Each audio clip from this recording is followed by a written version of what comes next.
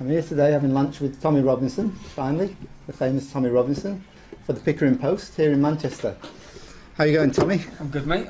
Good. Brilliant to see you. Thanks for appearing on. No problem. I was just watching a thing that was the head of UKIP was just getting grilled about how dare he be on news on the BBC. Politics. Yeah. How dare you be associated with Tommy Robinson when he said this, and this? Now, you've probably said some things and done some things in the past that you're not proud of. In fact, when I read your rap sheet, you were the person that my mother warned me about, to be frank. And you know. I was a person my wife's mum and dad warned her about as well. But we still got married. You still got married, well done, mate. I'm sure she's not regretting it at all. No. Did she ever say to you, what happened to the soccer hooligan I married? Why did you have to change? Yeah, but like, we all change, right? So, well, look, mine. First of all, the one quote that they asked Gerard Batten about, one thing I said, is the same thing every time. I've done speeches at over 100 rallies. Yeah. I've had undercover footage on me for years. Yeah. Out of all of those years, 12 years of standing and combating Islam in Britain, they've got one thing I said in a speech. That's all they've got. That's all they've got. And that one thing I said in a speech was at a time when I was leading the English Defence League. Yeah. We were a pressure movement to put pressure on the Islamic community to deal with the radicals in their midst. And I said, every single Muslim watching this, listen loud, listen clear. If we see our British citizens murdered, raped, murdered and blown up again in our country, then you'll feel the full force of this movement. Yeah? Yeah. Now, I've apologised for that. It could have been said in a better way. At that moment, at that time, I was a 25-year-old young man who was leading Europe's biggest street protest movement, and I felt it was our job to put pressure, and that was it. So that's all they have. And when we talk through, even my rap sheet, up until the formation of the English Defence League, I had one criminal conviction, and that was from when I was 21. Yeah. So I in fact, when I started the English Defence League, I was running 2 successful businesses. I owned 7 properties, so my life was going very well. I was a successful young man. So you're not in this for the money then? No. In fact, I lost all of that. Don't get me wrong, where I'm sitting now, I've had 2 best-selling books, I'm sitting in a very good position. Yeah. One of them was Enemy of the State. Enemy of the State. And what was the other one? Muhammad's Quran, Why Muslims Kill for Islam. Yeah. So we went through a period in the first 6-7 years where the police shut down on everything we were doing. They closed both my businesses. They put me under financial restraint. I was put in prison multiple times. You are someone who supports Tommy Robinson. You'd actually like him to join UKIP. This is a man, of course, who's a convicted criminal, a man who led the far-right English Defence League and was once considered beyond the pale by the party you now lead, and who said this, Gerard Batten: every single Muslim watching this, on 7/7 you got away with killing and maiming British citizens. The Islamic community will feel the full force of the English Defence League if we see any of our British citizens killed, maimed or hurt on British soil ever again. This is the man you'd like to see join UKIP, and you are backing a call to violence against a whole community. Your producer asked me onto this programme to talk about Brexit, and I said I'd do that. And they said Tommy Robinson might come up, and I said OK. You've had me on here, I've come here today to talk about Brexit, and now you want to talk about Tommy Robinson. Now, it seems to me that the media is obsessed with Tommy Robinson. So let me finish. If you want Tommy Robinson, why don't talk about Tommy Robinson? Why don't you invite him onto your show? Yeah, I've got his number in here. I will. You can give it to us. I can give that to you after the show. But Gerard Batten, you have made... You ask him these questions directly, because the media say a lot of things about Tommy Robinson. Why do you want him to be part of UKIP? The best person to answer the questions about Tommy Robinson is Tommy Robinson, who can give you the truth about what's happened to him. So why don't you ask him on your show? Right. Soldier X. Do you want to tell us a little bit about that? You were down Watford Gap Service. I was at Watford Gap Services, and I pulled in and saw, I think that's 4 or 5 coaches full of young lads, young servicemen. And as I walked past, they asked my photo. And it wasn't one that asked for my photo, it was literally 200. I had my photo taken, and then there's a chant that people are doing with regards to myself, and they sang that. And then the next thing, we see that they're being disciplined, and one of them's being discharged. So he's 17 years old. He was willing to sacrifice his life to our Queen and country. He was willing to give his life. as all servicemen are when they sign up, to protect us and to give us our freedoms. And he's now been thrown under the bus by the army because the Muslim Council of Britain put in a complaint, and to appease the Muslim Council of Britain, they are getting rid of him basically to keep the Muslim community happy, just so that people understand who the Muslim Council of Britain are. Just a number of years ago, their leader signed a declaration that actually said that British troops are legitimate targets for suicide bombings in Iraq. They are a radical, extremist, Islamic organisation. And this is who the army's pandering to. This is who they're pandering to. They have Islamic advisors to the British Army. We see so many times. We've seen 4 times as many Muslims, British Muslims, have gone to fight for ISIS than have joined the British Army. Yeah. Okay. Yeah. What all this? Our whole army is aiming towards trying to Islamify itself. We've seen the whole recruitment drive this year for the British Armed Forces. It's videos of Muslims praying in the battlefield, while the British soldiers are protecting them, whilst they take their shoes off, wash their feet in puddles in the middle of a war zone. It's absolutely ludicrous. It's ridiculous. Yeah. And this pandering, so then because of this, I've started a campaign to show support for Soldier X. We're calling him Soldier X because his name's not been released for security reasons. We've got over 185,000 signatures. Brilliant. On the petition. Well, I'm hoping that the Pickering Post guys will all sign up on your petition. Please do. Please do. It's at www.standbyourlads.com. Okay, I'll put a link in the description. Or Soldier X. Yeah. I am soldierx.com. The hashtag is I am Soldier X. And what that's then seen is members of the military uploading their own pictures, holding up signs saying I am Soldier X. And there's been hundreds and hundreds. Serving soldiers, ex-soldiers, captains, platoon sergeants, like everyone. So we're in a situation now where we've got a democracy, but if you vote for the wrong people, you might get sacked. We've got freedom of association, but if you associate with the wrong people, then you get sacked. We've seen freedom of speech, but if you say the wrong thing, you might be in prison. So we don't have freedom of speech. We live in a post-free speech era. Yeah. It's a facade. Yeah. So once people understand that, then we're in a lot better place. Because then people stop thinking they have this freedom of speech. Yeah, that's really important. People have their picture taken with me. They lose their job. People share an article in support of me when I was in prison. Yeah. We had a fireman. Yeah. Am I even allowed to call him a fireman now with this neutral gender nonsense? A fire person. Yeah. We had a school teacher. We had all of these people. We've just had some security staff from a pub on Saturday night that shook my hand. Yeah. 4 of them have now lost their job. This is what's happening. So there is no free speech. We've had similar things. We just had a senator in the federal Senate, and he gave his maiden speech, and it was along the lines of what we would believe in. And 4 people who were staffers in the state parliament lost their job through that. And the state premier, Mrs. Palaszczuk, said... Which party does he represent? He represents Bob Katter's Katter Australia Party. Okay. So you look his speech up. His speech, pure gold was how it was described, and I'd agree with that. Brilliant speech. The Premier of Queensland said, "We have freedom of speech in this country, but not free of consequences." Now, how can you have free speech if it's not free of consequences? When freedom of speech has when you have consequences, it's not freedom of speech. That's right. It's the very essence of the word. You can freedom. say whatever you like, but we'll shoot you if we don't like it. Yeah. Which is the left's portrayal of everything. Yeah, I agree with free speech, but just don't say what we don't agree with. So the people losing their jobs, their livelihoods, can't pay their bills, can't support their families, because they've showed their political opinion. This is just horrible. This is horrible. This is to the point where how far down the track does it go before that people start disappearing? Well, because the punishments are already there. Yeah. We have 9 people a day in this country who are being held and arrested for hate speech, tweets, Facebook. Well, you know all about punishment in this country because you've had your fair share. But over in Queensland, the Crime and Corruption Commission declared that Mrs. Palaszczuk had committed a crime but has not prosecuted her. Apparently, that's what I've been told. This is just how things are there. Well, So it's not just happening in the country UK. now. The police in this country now go out and say, if you feel offended, even if it's not a crime, then report it. So if someone feels offended, even though it hasn't broken law, that then gets registered as a hate statistic, a hate crime. So then we have all these publishings coming out that hate crimes are up 40%, and the hate crimes are up because what they'll blame is people like this senator. Well, because of your speech, because of what you're doing, because of your blog, or because of your website, because of what you say. It's all your fault.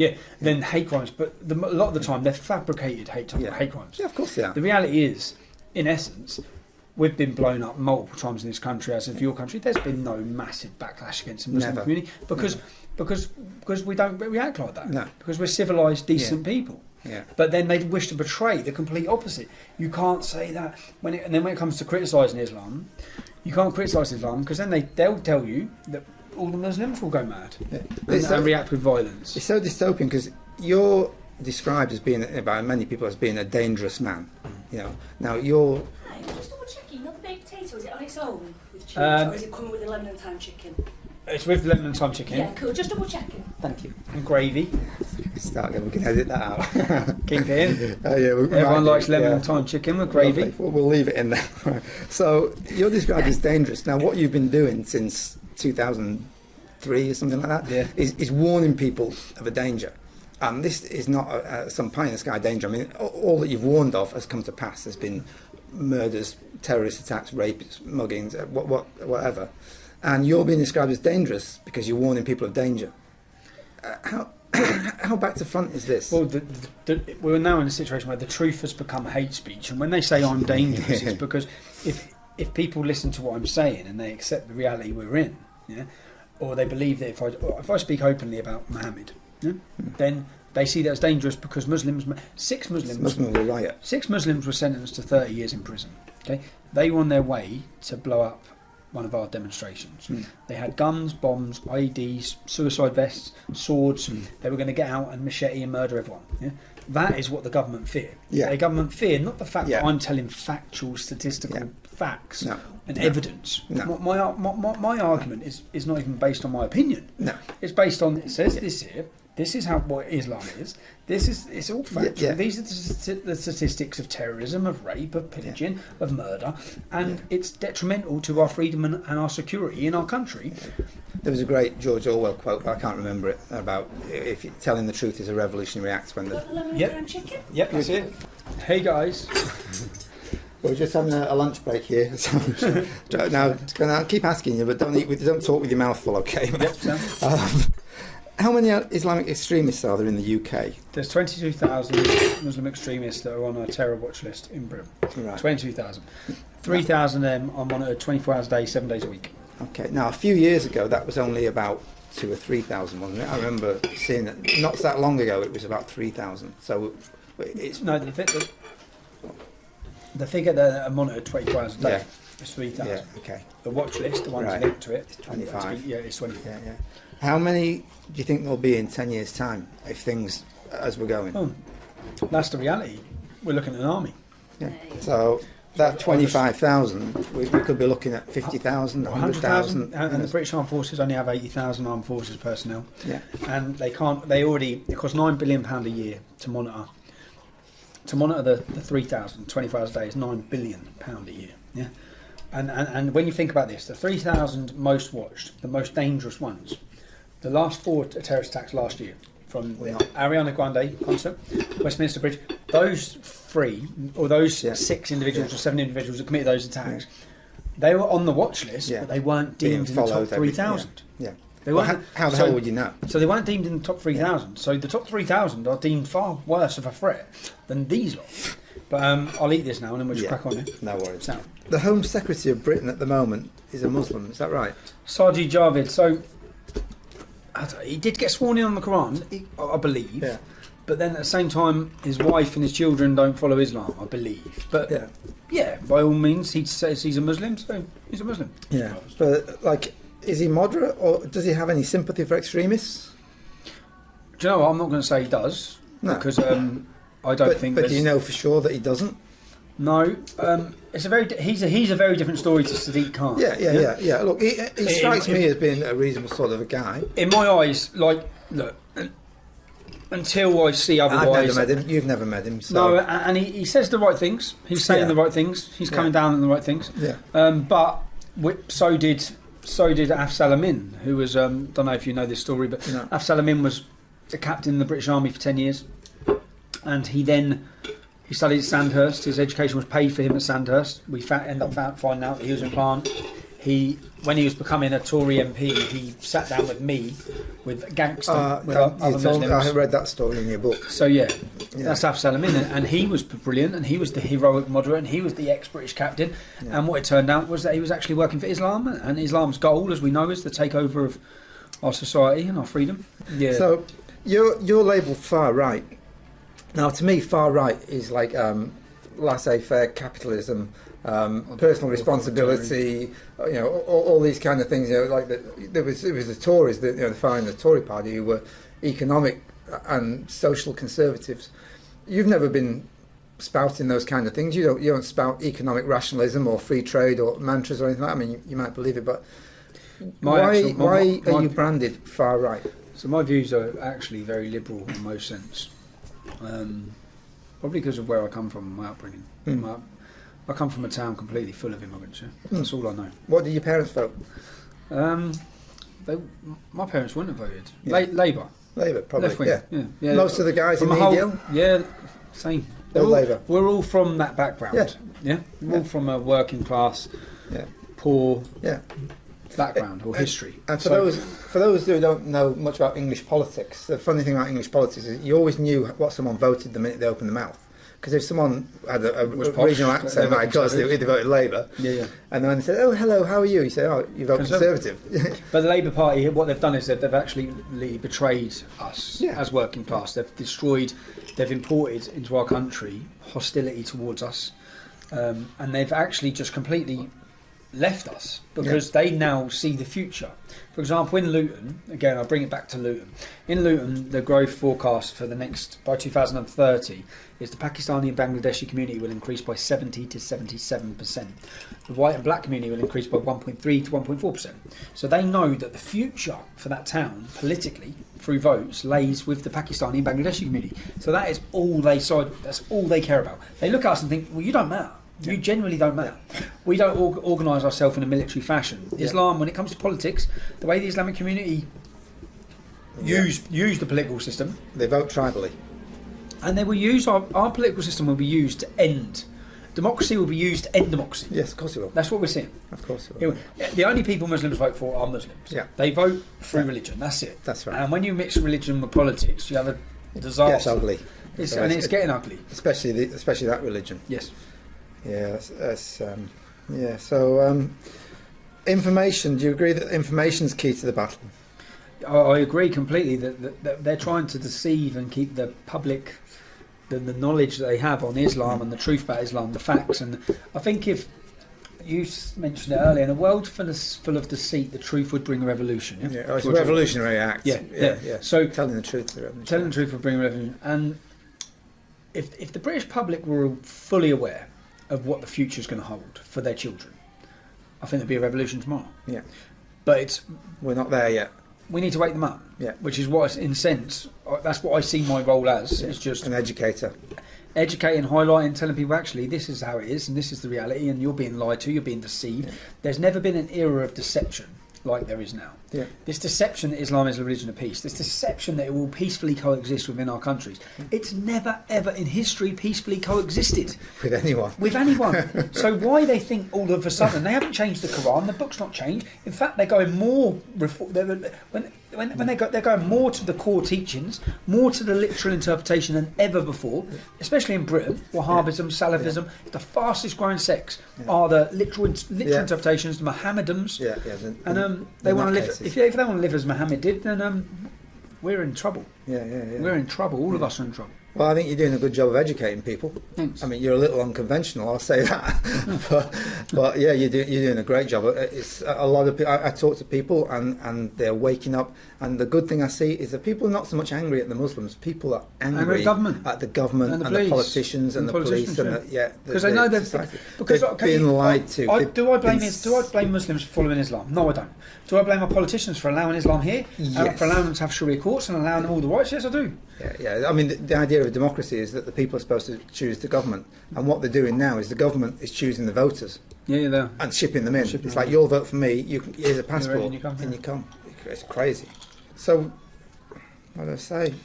Is that it? Yeah, I think that's enough. Well, but just a last note. A last note to Australia, if this is to Australian readers. Yeah, just say hello to the Pickering Post readers. Pickering Post readers, I received so much contact when I was in prison from Australia. Yeah?